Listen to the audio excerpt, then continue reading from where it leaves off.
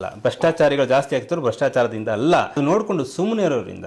So ನನಗೆ ಯಾಕಪ್ಪ ಬೇಕು, ನಾನಾಯ್ತು ನನ್ನ ಮಕ್ಕಳಾಯ್ತು ಹಂಗಿದೀವಿ ಅಂತ ನಿಮ್ಮ ಮಕ್ಳಿಗೆ ಹಿಡ್ಕೊಂಡು ಹೊಡೆದಾಗ ಆಗ ಇಡೀ ಊರವ್ರು ಬರಲ್ಲ. ಆವಾಗ ಇಡೀ ಊರವ್ರ ಮೇಲೆ ಬ್ಲೇಮ್ ಮಾಡ್ತೀರಾ, ಅಯ್ಯೋ ಅವ್ನು ಬಂದಿಲ್ಲ ಅಂತ.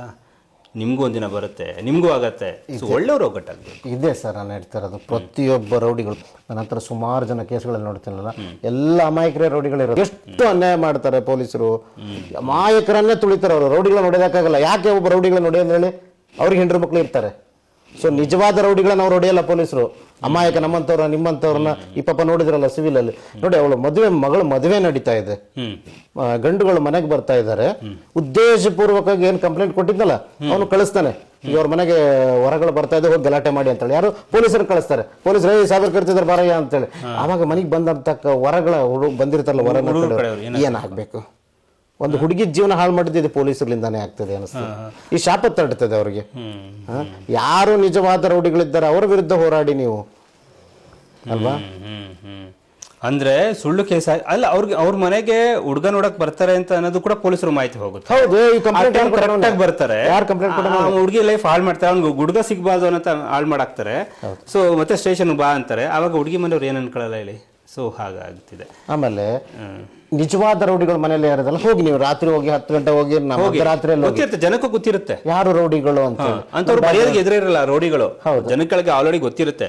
ಹೇಳ್ಕೊ ಬನ್ನಿ, ಪಾಪ ಇವ್ನು ಏನಿಲ್ಲ ಎಂತಿಲ್ಲ, ಇವ್ನು ಆ ಪ್ರಾಪರ್ಟಿನ ಉಳಿಸ್ಕೊಳ್ಳೋಕ್ಕೋಸ್ಕರ ಒದ್ದಾಡ್ತಾ ಇದ್ದಾರೆ. ಅವ್ನ ರೌಡಿ ಶೀಟ್ ಹಾಕ್ಬಿಟ್ರೆ ಅವ್ರು ಇಡೀ ಬಂದು ಒಳಗ ಅಕ್ಕಪಕ್ಕದ ಮನೆ ಅವ್ರು ಮರ್ಯಾದೆ ಕೊಡಲ್ಲ, ಕೊನೆಗೆ ಮರ್ಯಾದೆ ಸತ್ತು ಹೋಗ್ತಾರೆ.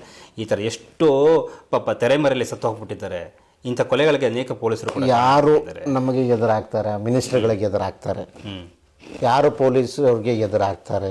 ಬರೆದಿಟ್ಕೊಳ್ಳಿ, ನೀವು ಒಬ್ಬ ಮಿನಿಸ್ಟ್ರಿಗೆ, ಒಬ್ಬ MLAಗೆ ಅಥವಾ ಯಾರಿಗಾದ್ರೂ ಹಿರಿಯ ಅಧಿಕಾರಿ ನೀವು ಆದರೆ ನಿಮ್ಮೆಲ್ಲ ರೌಡಿ ಶೀಟ್ ಒಂದ್ಸಲ ಬಿತ್ತು ಅಂದರೆ ಅದು ತೆಗಿಬೇಕಾದ್ರೆ ನೀವು ಮತ್ತೆ ಹೈಕೋರ್ಟ್ಗೆ ಹೋಗಬೇಕು, ನಿಮ್ಗೆ ಒಳ್ಳೆ ಒಬ್ಬ ವಕೀಲ ಸಿಗಬೇಕು, ಅದು ಪ್ರೊಸೀಜರ್ಸ್ಗಳನ್ನು ನಡೆಸಬೇಕು. ಅದು ಬಗ್ಗೆ ಬಡಿಬೇಕು ಅಂದ್ರೆ ರೌಡಿ ಶೀಟ್ ಹಾಕಿಬಿಡ್ಬೇಕು. ಅಂದ್ರೆ ಆಗ್ಲೆಲ್ಲ ಪರಡೆ ಕರೆಯೋದು ಮಾಡಿದಾಗೆ ನಿಮ್ಗೆ ಇನ್ಸಲ್ಟ್ ಆಗಬೇಕು ಜನಗಳ ಮಧ್ಯೆ. ಪೊಲೀಸರ ಪರಾಧಿಕಾರಿ ನಿಮ್ಮ ಮನೆಗೆ ಬರ್ತಾರೆ, ರಾತ್ರಿ 4 ಗಂಟೆಗೆ ಬರ್ತಾನೆ. ನೋಡಿ, ಮೊನ್ನೆ ಒಂದು ಯಾವುದೋ ಕೇಸಲ್ಲಿ ಹೋಗ್ತಾ ಇದ್ದೆ, ಅವನು ಅಮಾಯಕ, ಅವನು ತುಂಬಾ ಅಮಾಯಕ. ಅವರಪ್ಪ ಜಾಸ್ತಿ ಪ್ರಾಪರ್ಟಿ ಮಾಡಿಟ್ಟಿದ್ದ, ಅವರಪ್ಪ ತಹಸೀಲ್ದಾರ್ ಇದ್ರು, ಪಾಪ ಭಾಳ ಪ್ರಾಪರ್ಟಿ ಮಾಡಿಟ್ಟಿದ್ದಾರೆ. ಉದ್ದೇಶಪೂರ್ವಕ ಅವನನ್ನು ಹಿಡಿಬೇಕು, NDPS ಆಕ್ಟ್ ಕೆಳಗೆ ಹಾಕಿಸ್ರಿ. ಅವನು ಇದು ಕೊಡ್ತಾ ಇಲ್ಲ ನಮಗೆ ಸೈಟ್ಗಳನ್ನ.